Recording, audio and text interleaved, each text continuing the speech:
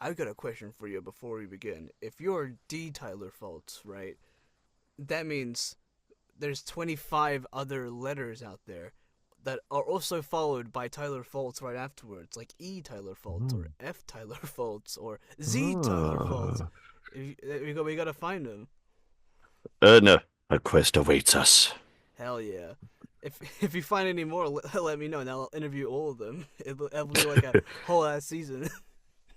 I will. Hell yeah! They don't even have to be voice actors. They can just, I just want to, I just want to do it. Hmm. Hmm?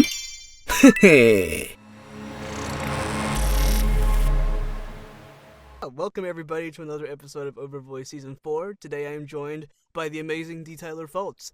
D, would you like to Yo. introduce yourself?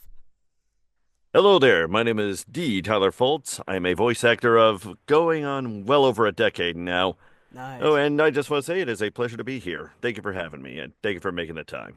Likewise, it's a pleasure to have you here today. And likewise, yeah, we've been friends for a while. I'm surprised we haven't spoken before, so this is actually quite nice. It's been like what, like I think I've known you for like how many years? I would say, oh my goodness, Uh, I would say like it's been like two or three, four, three. like three to 4 years now. It's been a bit, Oh, so it's nice to finally yes, speak to you, yeah. man. But And pleasure is mine. hell yeah, and yeah, my first question I have for you is, what got you into voice acting, and how's your journey been so far? You mentioned it's been over a decade, right? So like, Yeah, yeah, yeah. how's that been for you, man? But yeah, but I just want to go on record and say, at least from what I've heard of the people who've known me the longest, my parents, their friends, I've always had some kind of knack for voice acting, but I never really took it as far as I did until I came across two important things. Hmm. Things they are linked to two cartoon shows I owe a lot to when it comes to voice acting. It is The Simpsons and it's SpongeBob SquarePants. Ooh, nice, And good choices, for very yellow. SpongeBob, there was this behind the scenes feature on a DVD I found where they actually interviewed the voice cast and they talked about what they did with their characters, how they got into them, and they even described some of the processes.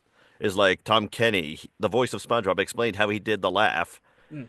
or how Mr. Krabs' voice actor Clancy Brown arrived at the fast-paced laugh that Mr. Krabs has. As and as for The Simpsons, there was an episode of Inside the Actors Studio with James Lipton where he talked to the cast, and they actually had a segment where he would ask questions to them and they would answer in character. Oh, that's Or cool. it's something you genuinely have to see to appreciate, adhere to a degree, I guess. Hell yeah. I also grew up with SpongeBob and The Simpsons. More so SpongeBob. The Simpsons, it was interesting because like my parents always thought it was like very inappropriate, but then would still let me watch Family Guy and American Dad, which is like leagues Oh, more inappropriate. oh, I guess wow. for a child to watch, I guess. But um, Yeah. but but I yeah, remember dude. I used to, I remember I used to tell on my dad whenever he watched The Simpsons. Damn, what a That's because they snitch. always got, because anytime I watched it, I used to get in trouble. I think it was Ah, until about middle school where they got a bit more lax with it. okay, that's fair enough. Yeah, I love The Simpsons, man. I love SpongeBob. With Simpsons, I wish I watched more of it when I was younger, in the sense that because like everyone says, like the first few seasons are like the golden age of The Simpsons, and everything else right now it's all right, but like people don't really like it as much as the older stuff. Am I right in But saying that? yeah, I would say so because, as someone else pointed out, a lot of these actors' ages are starting to catch up to them. Yeah. And Julie Kovner, the voice of Marge, sounds Mm, like she's in genuine pain doing the character now. yeah, I can hear it the most in Marge. Homer is fine, Bart's fine, Lisa's fine. I don't know who does Maggie. I think I mean it's just this little suction cup on the Yeah, with the yeah. pacifier. But yeah, I remember seeing. I think it was last year, I believe, or maybe it was this year. I think it was this year or last year, where the voice of Millhouse actually stepped down and retired. I think as Jimbo as well. Oh, yeah. And they've had to find replacement actors.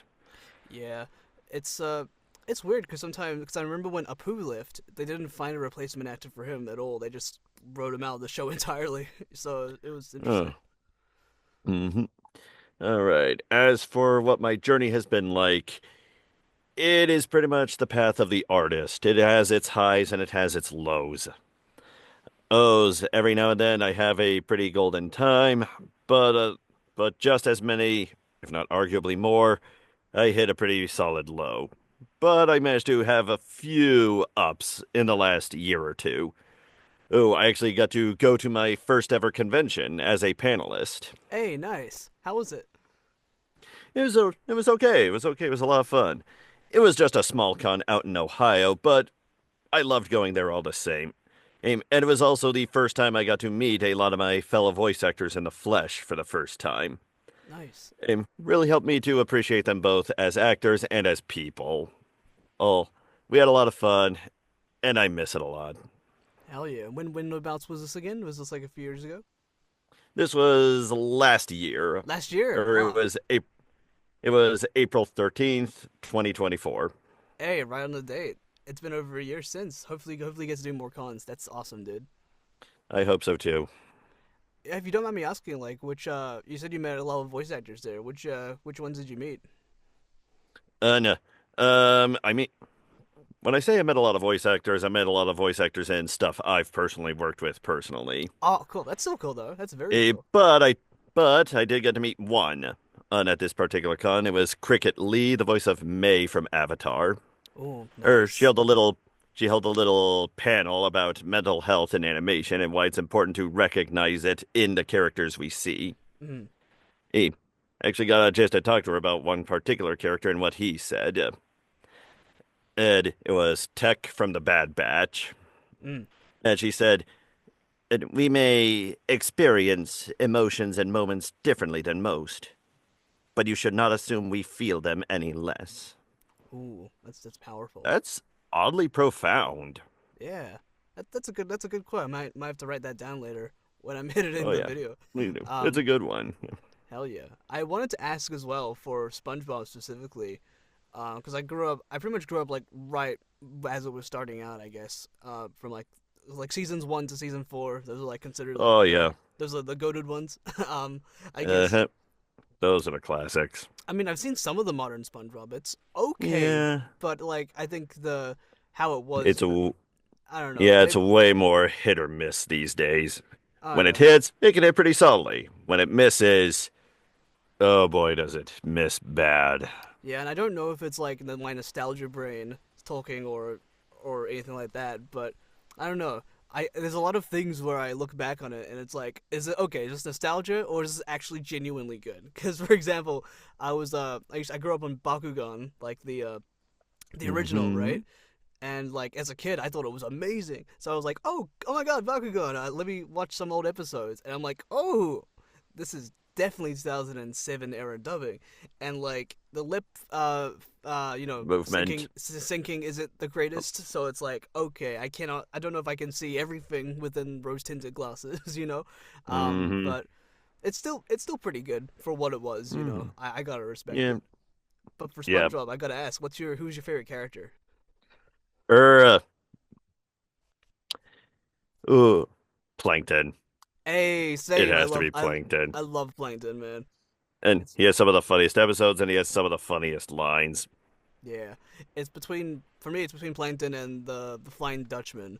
It's between those two specifically. Oh, I love Mr. all right. Krabs as well. He's up there. He's like top three. Mm-hmm. Mm-hmm. I don't know. It's weird with SpongeBob because like SpongeBob's been going on for many years. I don't know if it's the same with The Simpsons where it's like age is like sort of recognizable, Yeah. but I do know that Yeah. Tom Kenny kind of bruises Adam's apple from doing the laugh all those years. Mm-hmm. So And but he does it because he loves the character. yeah. Er, he says the day he has to step down as a character will probably be one of the saddest days of his life. Yeah, probably. I can imagine. He's done so many iconic characters over the years, like SpongeBob, Ice King, so many more. He's also in that. He's also in that Pinocchio movie that everybody hated as well, which is really funny. Uh, and I do believe he was also in the one that everyone loved too. Yeah, So so full perfect, circle. perfect spectrum. But yeah, speaking of like projects and stuff, like what kind of projects or I guess franchises would you like to be a part of? I'm guessing like The Simpsons or SpongeBob. I'm guessing because like, yeah. And and oh, I've always dreamed of being in The Simpsons, but that has kind of faded. It in recent years, at least. Especially since I've noticed the show's quality, lately at least. But there are two franchises I genuinely do want to be a part of. One is The Legend of Zelda, because Breath of the Mm, Wild shows it's not impossible anymore. that's true. Er, I've loved that series since I was a kid, and I've always wanted to be in a game like that, Nice. or to breathe my own life into the series in some way or another.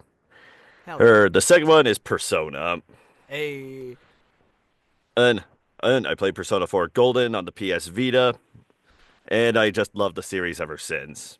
yeah. I hear there's like a new site for Persona 4, so maybe we're getting a Persona 4 remake coming soon. That'd be pretty cool. It would, especially with how Persona 3 Reloaded is getting pretty well praised. Yeah, but Runs really well on the Persona 5 engine too. yeah, I just finished Persona 3 Reload. It was a lot of fun. I still need to finish P5 Royale. I finished the first P5 when it came out. This was like So did I. 2017. I still need to play Royale because I hear it's just so much better. But yeah, I did play a little bit of like the OG4 back then. I don't think I finished it. Um, And I did a little bit, but I just could never find the time to do it on the console. that's Oh, fair. but I managed to. You can blame work for that, taking attention away from it. But I managed to find in the handheld version on the Vita, and I just gotta play that in my spare time, usually in the break room. Oh, the PS Vita. Oh my gosh, I forgot about the PS Vita. I think I used to have one of Yeah, a those. lot of people did. I It, uh I it's an interesting little console, but the shame it was just a shame that it never got the attention it deserved, mostly because it didn't have a lot of exclusives, I should say. Yeah, I don't think it had a lot of games, but I only Like had like two, And I a only had Gravity Rush, and it had oh an Gravity Rush. Uncharted game, but I think that was about it. I only had like two games on the on my PS Vita. I had PlayStation All Stars, um, which was which is pretty much PlayStation Smash Bros. And Yeah. I had Street Fighter Cross Tekken on there, which was also pretty fun because I was so used to playing it on the console. Um, Mm-hmm. but, but yeah, I wish I do wish PlayStation All Stars got more to do with it and more installments because I thought it was pretty fun. Like I think the only way now is either PlayStation makes more PlayStation All Stars or we get a PlayStation character in Smash. To wrap it up. For the Sony Nintendo Hmm. crossover, that'd be really Well, cool. we kind of did when we got Solid Snake and Brawl. Oh, he Yeah, largely was just a PlayStation exclusive before then. I guess that's kind of true, but I think it was more. Was it like more Konami? I don't remember. Oh, yeah. But And al- I was gonna say also like, Clown versus oh, also Clown. Cloud and Sephiroth were Oh yeah, I guess they also uh were PlayStation One exclusives, or not PlayStation One, but PlayStation exclusives as well. I hmm what was I gonna say? Oh yeah, but like, I feel like that would like come full circle if they get Crash in the game, like Crash Bandicoot. You know what I mean? Or hmm Spyro. Just Crash Bandicoot and Spyro. Oh, ooh. complete package deal. Oh, what if like two characters like Duck Hunt or something? No, no. More in the sense that when PlayStation arrived, it basically had two mascots, whereas things like Nintendo and Sega only had one. Yeah. Two. I feel like PlayStation All kind right. of changes mascots over the years because like Yeah, I feel when it started it was Crash and Spyro. Then I think around the 2000s to 2010s it must have been like Kratos or something. Kratos, Nathan Drake, something Yeah, along those lines. Nathan Drake's like Cooper It's maybe. probably a bit more Kratos these days, especially with the God of War or Norse saga. Yeah, I hear there's gonna be another God of War, but it's gonna be based on like Middle Eastern Egypt. Egypt. On Yeah, Egypt, yes. like that's amazing. I hope the God of War moving forward is just Kratos killing every single pantheon of gods that exists, which I love. Um, if they do Yeah, it like, was kind of his shtick across most of the internet. And I just guess. having him clash against other gods. Oh yeah, absolutely. if they ever do like God of War India, they're gonna have a lot of they're gonna have lots of work to do. They got a lot of gods there. I can speak from Hmm. experience. There's so many gods, so like So many of them. they're gonna have at My least like brother, 3 parts. my brother's kind of a literature nut. He has a lot to say about the many mythologies of men. Nice. And so, And yeah, I'm sure he can find that interesting at least. hell yeah, I love watching like video essays on like mythologies when I can. I find it really interesting how unhinged a lot of the gods are, which is Yep. which is interesting because like they make I don't know. There's like because you think gods to be like perfect people, but they Yeah. also but like these gods specifically they have flaws and they have like I guess desires in a weird way if you want to go that far. But I Yeah, find the it biggest interesting. myth that, yeah, the biggest is to miss his portrayal of the gods is implying that Zeus and Hera had a healthy relationship. Disney Yeah. lied to us. Oh yeah. I feel like Disney could have gone like so much further with that, but I guess uh, whatever, like children audience. But to be fair, they did have James Wood as Hades, so like that actually makes sense considering James Wood is kind of a dick nowadays. Um, but Hmm. but yeah, man. Um, but yeah, I love Persona. Like, would you want to be like in the Persona 4 remake or Persona 6? Like, would that kind of thing? No. Well, I've kind of made a, and, well, hard to say. Hey, whether it's a new game, whether it's a remake of one of the other games, heck, I dig being in some of the classic games. Lord knows, i.e., Personas 1 and 2. Hmm. Oh, that could draw some much. If there's one thing I love, it's getting some much needed attention to a less known iteration of a game or Yeah. entry, I should say. Yeah, cause I assumed there was a Persona 1 and 2, but like I've never like seen or played it. So like I feel like that could be kind of cool. Have you played it? Yeah, they're fairly obscure titles. Also, it wasn't until Persona 3 where the franchise really started to find its roots Yeah. and its audience. I was gonna say, have you played Persona 1 and 2? If so, like what's that I like? no, I have not played them, but they're a bit more crude compared to the sort of an isometric dungeon crawler from what I can see. Ah, interesting. A, mm, and it's way more of and it's presented more as one of those classical RPGs from the PS1 era. Yeah. I always you know how like over the years like summoning personas kind of changes, right? Because like in Persona 3 it's a gun and they shoot themselves in the head. In Persona 4 it's glasses, I Tarot believe. cards. Oh, tarot cards. Okay, No, tarot cards. oh yeah, and then in Persona 5 Persona 5 it's is, the mask, right? yep. So predictions. Persona 6. How what how are they summoning personas? Well, I've heard of, well, an acquaintance of mine noted that the color schemes tend to change depending on the mood they're presenting. In Persona 3 is blue, which represents things like melancholy, sadness, and depression. Persona 4 is yellow, which represents joy and happiness. Is love, acceptance, all that. And Persona 5 is red, which represents rage, rebellion, and anger. And you kind of see that theme throughout the series. If I had to hazard a guess, is another of the more prime, or at least the more notable colors to the human eye is green. Yeah. So, which could represent, I don't know, mystery, mystery, the unknown, dread. I Maybe was it could also be thinking maybe it could be some sort of noir, like one of those Shin maybe. Megami Tensei games. I was also thinking green as well, actually. But for summoning it, I was joking with some friends. That either it's just a vape pen, or it's they roll a blunt and they just smoke it, and that's how the persona comes out. Oh my gosh. That's really leading into the green theme, if you know what I mean. Yeah. So I like to wake and bake. What of it, man? Yeah, because like I always forget like the persona lore because like because like personas aren't in the real world, they're in the metaverse, right? So like It kind of change. Well, it changes in every iteration. In Persona 3, it's a realm that opens up at midnight. Hence, yeah. they call it the midnight hour. Yeah. the Dark Hour, or haven't played the game in a while. In Persona 4, it's a world inside the TV, and you enter it through a TV. Ah, In the metaverse, it's another reality based on this. Well, they're all based on the human subconscious. perfect. And you enter it through an app on the phone, and you do heists and that. Oh, okay. So if it changes for every iteration, they can then they can totally get baked and just go to whatever universe for Personas is.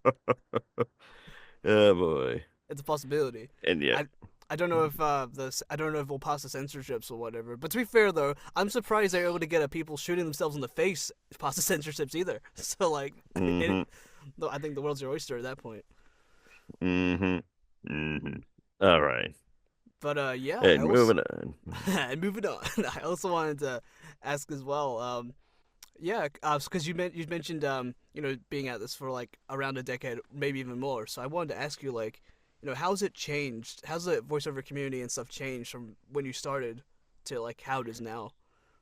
And it is. I don't even know where to begin when it comes to the changes you see in the voiceover industry. I guess for starters, you could say accessibility. Mm, The internet makes voice acting. It expanded the roster like you would not believe. Before, you would have to go to any major hub, New York, California, Texas, uh, to get a modicum of a chance. yeah, And so, at the very least, if you wanted to be in the big dog, be with the big dogs. But thanks to the internet, and we can now just send what we have over as long as it's of the quality they ask for. yeah. We really got to see an uptick of that during the pandemic, Oh yeah, when we really had to do our recordings at home. Only for things to wind back down, and it's back to formula. Go back to the hubs. yeah. It's Mm. it's like a weird mix of both nowadays. I think it does lean towards in studio more nowadays post Mm-hmm. pandemic, but I'm really glad like all remote. There's a lot of remote work out there that still exists. I'm still very grateful for that. But Mm-hmm. if remote works in the past, so like it can definitely work now. So I can only hope both can be seen as like a 50-50 viable kind of thing instead of like one over the other. But I can totally understand why in studio is preferred because like it is more convenient in that sense with everyone there and engineers and you can see everybody. But remote works fine as well.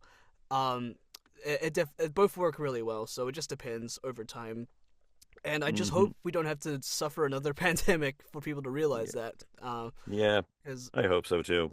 I think I was like when I started like professionally, I was like right at the tail end of that. It was like 2021, so like right at the tail end of 2020. So like yeah, so like I think I might have missed out that huge boom maybe. I think it would have been nice. I think I definitely had like I had like more like auditions and like stuff like that, which was pretty cool.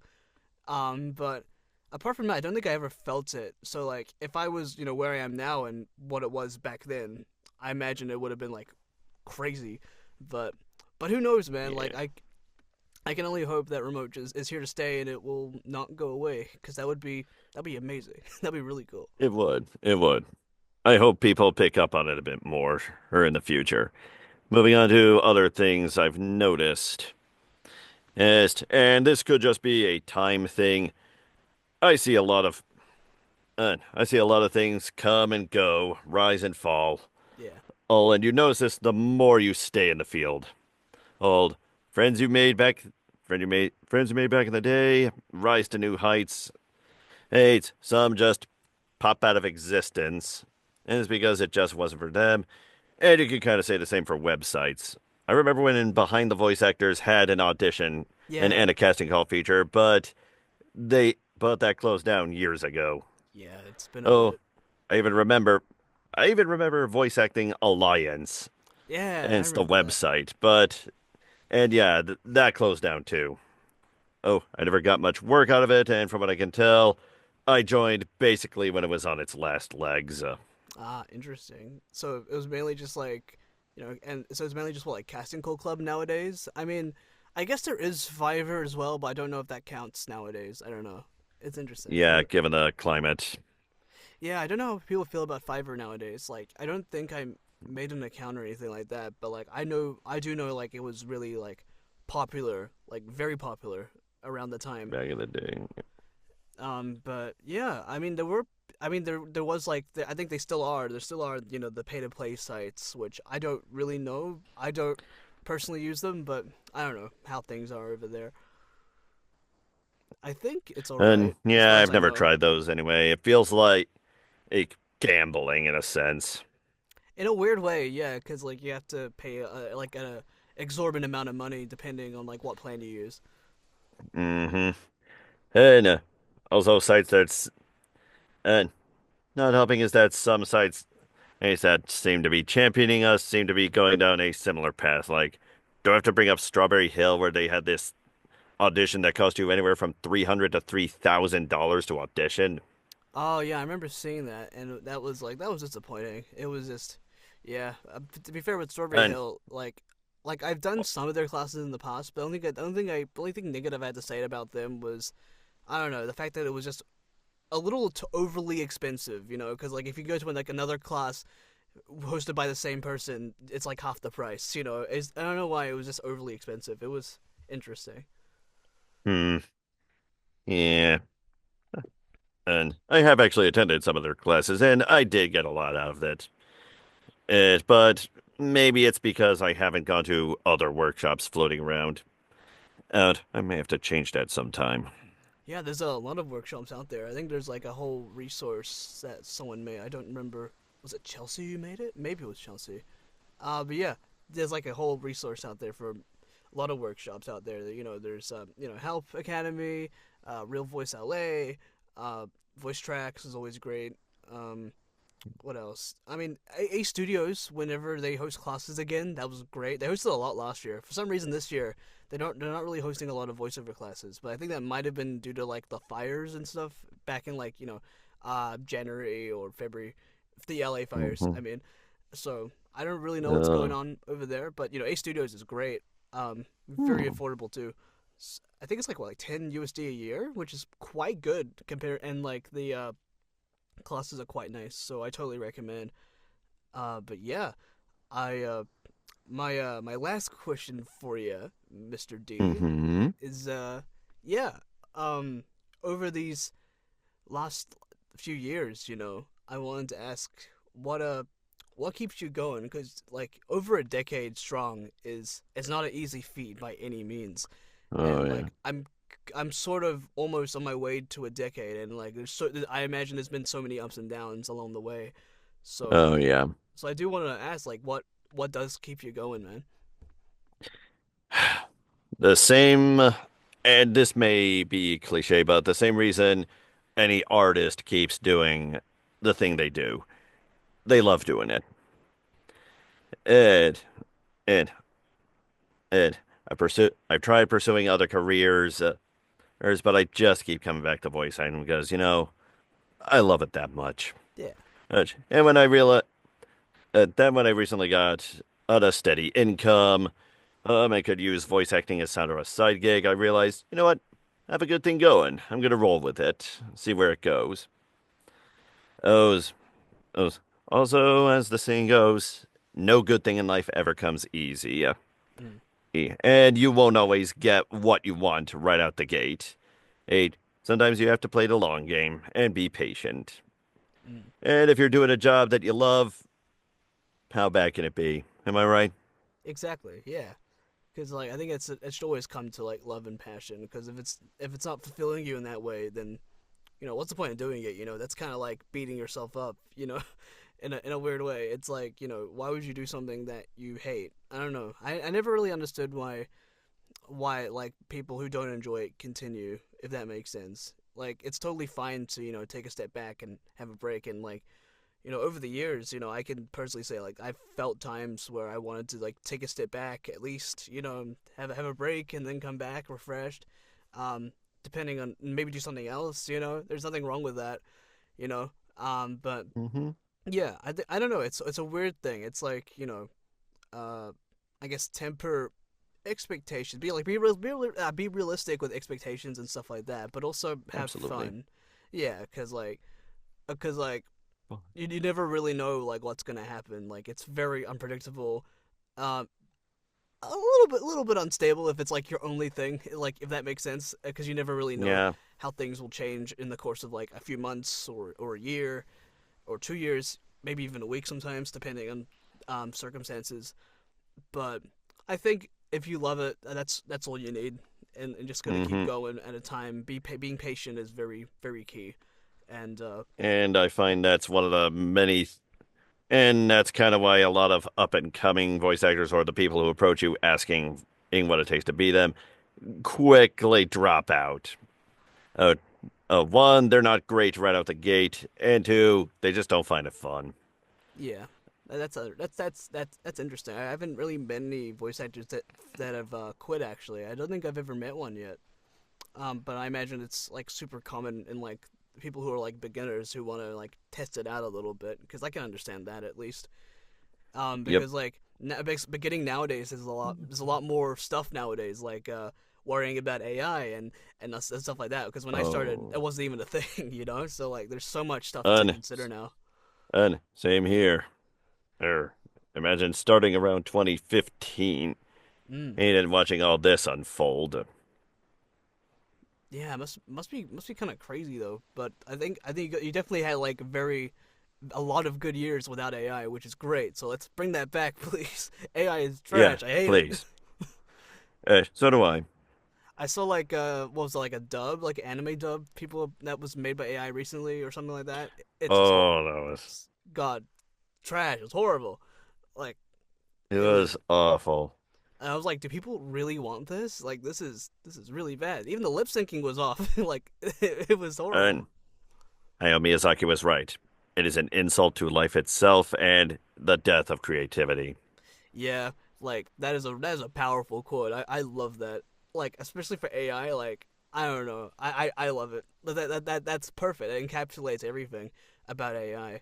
You know, like the less creative we are, the less, stuff will come out, cuz like right now, I don't know, maybe this is just me being old and jaded, but I don't know. I just noticed a lot of like, remakes and sequels instead of like newer stuff, Oh, you because have in a no. lot of the newer stuff won't really get the chance to be picked up, which really sucks, because there's a lot of really cool ideas, and for the cool ideas that are picked up, it's only like it's like a 1 in a million chance, like the Wild Robot, for example. Like that's a new thing that did really well, but like Yep. but I know in the past there's been lots of new ideas that have been really great that just haven't had that same level of attention, and I think if we keep promoting like that creativity, maybe outside the indie scene, then I think things will kind Oh, of have be a nice balance of both stuff that's been established and stuff that's not quite as established, but it has the potential to go higher.